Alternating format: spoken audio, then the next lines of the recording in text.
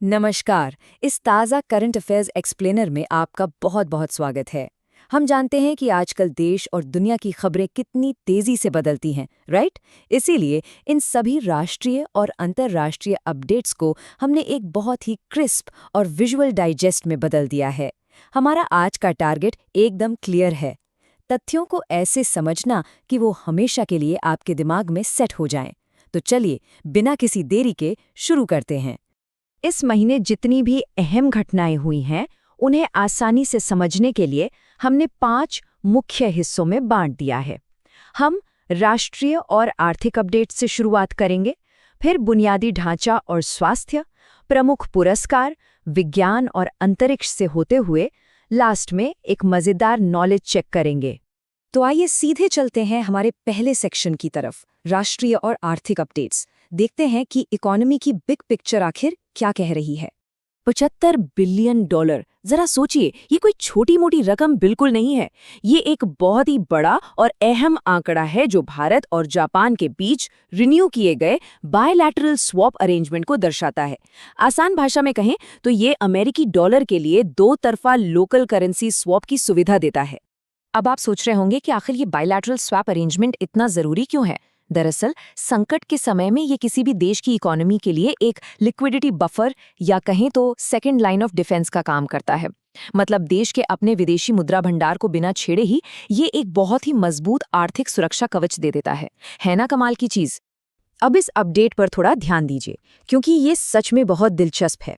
सांख्यिकी मंत्रालय ने हमारे जीडीपी को मापने का तरीका ही अपडेट कर दिया है। उन्होंने बेस ईयर को 2011-12 से शिफ्ट करके 2022-23 कर दिया है। इसका सीधा सा मतलब ये है कि अब नए डेटा सेट्स के साथ हमें अपनी इकोनॉमी में हो रहे बदलावों की कहीं ज़्यादा सटीक और रियल टाइम पिक्चर मिल पाएगी। इकोनॉमी से आगे बढ़ते हुए अब बात करते हैं हमारे दूसरे सेक्शन की, जहां हम देखेंगे कि बुनियादी ढांचा और पब्लिक हेल्थ के क्षेत्र में कल के लिए क्या-क्या निर्माण हो रहे हैं। आपको बता दें कि समुद्री क्षेत्र यानी हमारे मैरीटाइम सेक्टर के विकास के लिए हाल ही में 1000 करोड़ रुपए का फंड आवंटित किया गया है। इसलिए भारत के प्रमुख बंदरगाहों की खासियत जानना हमारे लिए बहुत जरूरी हो जाता है।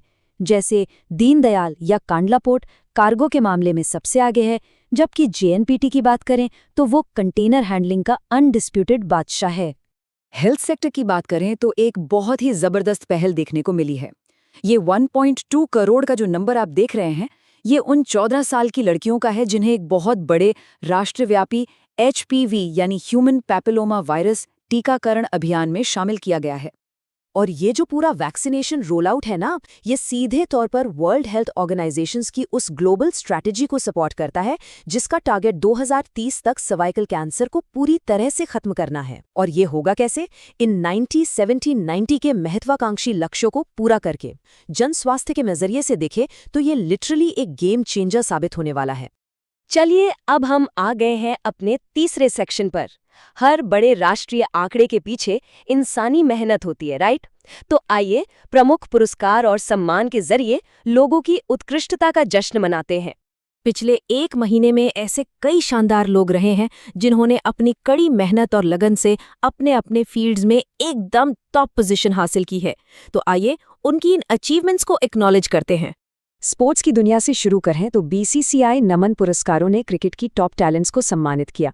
जहां एक तरफ मिताली राज जैसी लेजेंड्स की विरासत को लाइफ टाइम अचीवमेंट से नवाजा गया, वहीं दूसरी तरफ शुभमन गिल और स्मृति मंधाना जैसे आज के चमकते सितारों की शानदार परफॉर्मेंस को भी फुल ऑन सेलिब्रेट किया गया। क्रिकेट के मैदान से बाहर निकलें तो भी भारत का डंका दुनिया भर में बज रहा है। जाने माने तमिल कवि आर वेरामुथु जी को भारत का सर्वोच्च साहित्यिक सम्मान 60वां ज्ञानपीठ पुरस्कार मिला, और वहीं भारतीय वॉलीबॉल टीम के पूर्व कप्तान अभिजीत भट्टाचार्य को खेलों में जेंडर इक्वालिटी और समानता लाने के उनके शानदार प्रयासों के लिए इंटरनेशनल ओलंपिक कमेटी द्वारा सम्मानित किया गया। सिनेमा की बात करें तो पावरफुल सोशल स्टोरीज को सामने लाते हुए राष्ट्रीय मानवाधिकार आयोग ने अपनी शॉर्ट फिल्म प्रतियोगिता का टॉप प्राइज रानी नाम की फिल्म को दिया है। ये फिल्म सच में बहुत ही गहराई से उन चुनौतियों, क्लास डिवाइड और असमानताओं को दिखाती है जिनका सामना महिला घरेलू कामगारों को रोजाना करना पड़ता है। अब हम तेजी से आगे बढ़ते हैं अपने चौथे सेक्शन की तरफ, विज्ञान, अंतरिक्ष और प्रौद्योगिकी। देखते हैं कि टेक्नोलॉजी के मामले में हम भविष्य की ओर कैसे कदम बढ़ा रहे हैं। आपको पता है, स्पेस एक्सप्लोरेशन में अब ग्लोबल पार्टनरशिप्स पहले से कहीं ज्यादा मजबूत हो रही हैं, और इसका सबसे ताज़ा सबूत है इसरो और यूरोपीय अंतरिक्ष एजेंसी के बीच हुआ ये नया कोलैबोरेशन एग्रीमेंट। इसके जरिए अब पृथ्वी के अवलोकन यानी अर्थ ऑब्जर्वेशन मिशन को एक बिल्कुल नए लेवल पर ले जाया जाएगा। और हाँ, ऐसा नहीं है कि सिर्फ सरकारी एजेंसियां ही कमाल कर रही हैं। हमारा प्राइवेट सेक्टर भी बाउंड्रीज को पुश कर रहा है। अग्निकुल कॉस्मोस ने अग्निबाण इंजन का बहुत ही सफलतापूर्वक परीक्षण किया है। अब खास बात क्या है, ये दुनिया का सबसे बड़ा 3D printed single piece booster engine है। जरा सोचिए, ये आने वाले समय में रॉकेट मैन्युफैक्चरिंग और लॉन्चिंग की पूरी प्रक्रिया में एक बहुत बड़ी क्रांति ला सकता है।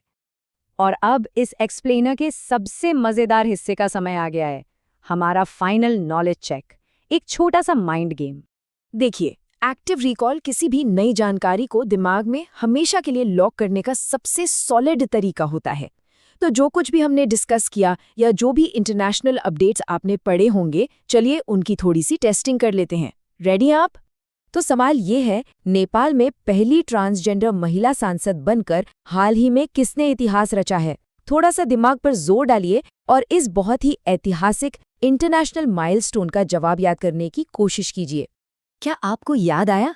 जी हाँ, सही जवाब है भूमिका श्रेष्ठ। ये नेपाल के इतिहास और पूरे दक्षिण एशिया में रिप्रेजेंटेशन के लिए सच में एक बहुत ही स्मारकीय कदम था, जिसकी पूरी दुनिया में काफी तारीफ हुई है। जाते जाते इस शानदार कोट पर जरूर ध्यान दीजिएगा। युद्ध अभ्यास के दौरान जीते जाते हैं, युद्ध के दिन केवल प्रमाण दिए जाते हैं। अपनी आने वाली किसी भी परीक्षा या चुनौती की तैयारी करते समय इस बात को गांठ बांध लीजिए। आज आप जो कड़ी मेहनत कर रहे हैं, वही कल आपकी जीत की गारंटी बनेगी। तो क्या आपकी आज की तैयारी कल का युद्ध जीतने के लिए काफी है? इस सवाल के साथ हम आज का ये डाइजेस्ट यहीं खत्म करते हैं। सीखते रहिए और हमेशा आगे बढ़ते रहिए।